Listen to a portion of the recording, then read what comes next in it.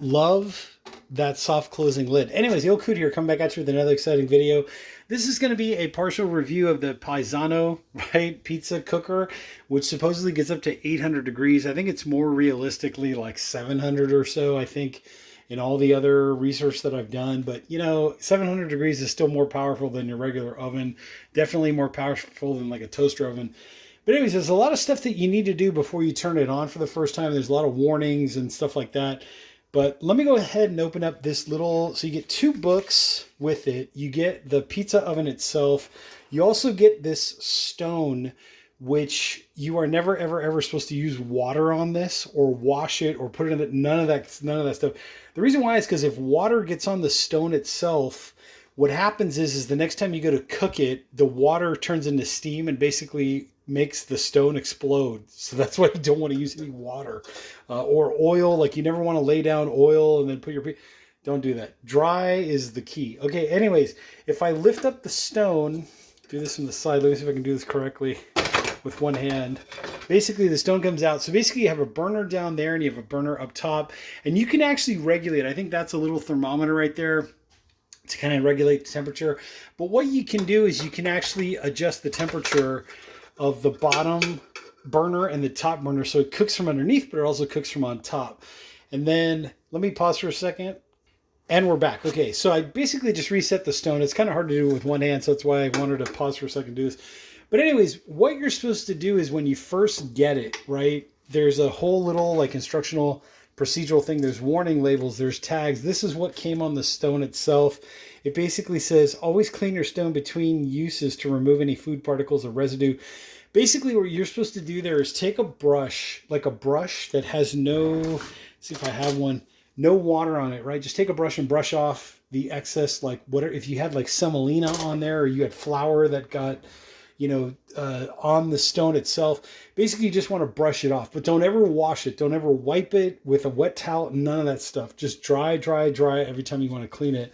Like I said, otherwise that stone will explode on you. Okay, so to remove any first particles, avoid smoke, to avoid the smoke and hazards and whatever. Okay, next thing you get is you get one of these, right, to instructional videos. If you ever want to do that, scan the QR code. There you go, scan me, boom, you got that. Then this is what came on the glass. And basically what it's showing you is pizza oven glass, get hot, you know, blah, blah, blah, let the pizza oven cool down. You kind of see what's going on, take a screenshot. Okay, then this is what came on over the temperature reading thing. So let's go ahead and replace that so you can see what's going on there. There you go, take a screenshot, watch your pizza through the viewing window, brick oven bubbles, blah, blah, blah, whatever. Use a fork. Okay, so the trick is as your pizza is cooking, right? My dough is here. As your pizza is cooking, what's going to happen is the dough is going to want to rise. So one trick to prevent your dough from rising too much in there, like you want it to rise, but you don't want it to rise too much. What you can do is you can take a fork and just dimple the pizza, like fork, fork, fork, fork, fork. It doesn't have to be too crazy, or you can get yourself like one of these things. I'll put a link down below in the description where basically you would just roll over the dough before you put your toppings on it so that basically it doesn't like prematurely turn into a huge pita is what you're trying to avoid, right? Or like an air bubble, a bread air bubble, basically is what's going on. Then the next thing, the next rules of instructions. So as you go through here, you're on page 4 if you're following along, right? I never showed you page 1 or 2. But anyways, this is what's crucial. Unpacking before the first use, take your screenshot, make sure you do that. You basically want to wipe down the exterior surface, right, with a damp cloth. What I did was I basically just kind of wet my hands. I dried my hands on a towel, very light, light. And basically what I did was I just kind of wiped the outside. Basically there's like manufacturing oils, there's residue, there's things that go on in the manufacturing process. Just basically go all around it. But like I said, don't do that on the pizza stone. You never want to, don't let it touch the water. If you get that reference, right, from a movie from like the 80s, comment down below in the comment section. But basically, once you get everything settled and you put your pizza stone and it's ready to go, then you can go ahead and plug it in. Turn it on high, which is basically like, right now it's unplugged, but basically what you want to do is you want to turn this to like 800 degrees and just let it go for 10 minutes. What that's going to do, if you remember from the instructions, let's see here, or the pre-flight instructions, What that's going to do is, and this is most critical the first time using it, what that's going to do is 10 minutes with the lid closed. This will burn off any lubricants from the oven's heating elements, et cetera, to prevent and to help preheat your pizza stone. After that, refer to a full cleaning instructions on page 7 if needed. So if you're kind of curious, and let's say you've been using this thing for like 2 or 3 times, and now you want to kind of know what's going on there. Here's page 7, right? And there's your pizza cleaning instructions, right? When cooking is done, turn both knobs to 0, open the lid, important extreme caution, blah, blah, blah, whatever. Heat resistant gloves. I'll show you those in a minute. I actually have some, oh, where are they? I can get them without making too much of a mess here. So what I have is, hold on, let me pause. And we're back. This is what I was trying to find, was these Oxo Good Grip silicone oven mitts. These things are fantastic. Buy 2 of them if you need to.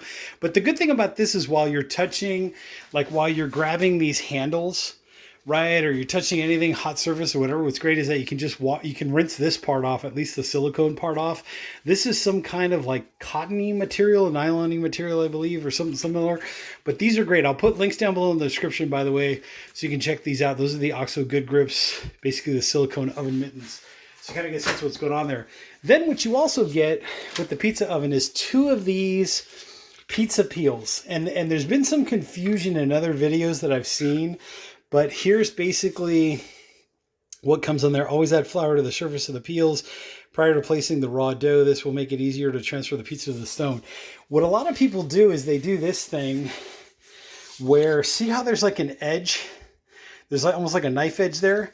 What they'll do is they'll do like edge to edge like this. And there's that little gap in the middle. So when you go to open these up, you get some stretching and pulling, and you might rip your pizza in 2, and then the sauce drips on the stone, and then it just causes a disaster. What you do is take one of these, just flip it over. So now you've got one edge going this way and the other edge going that way, so that the 2 of these kind of come together. Let's see if I have enough room here to do this.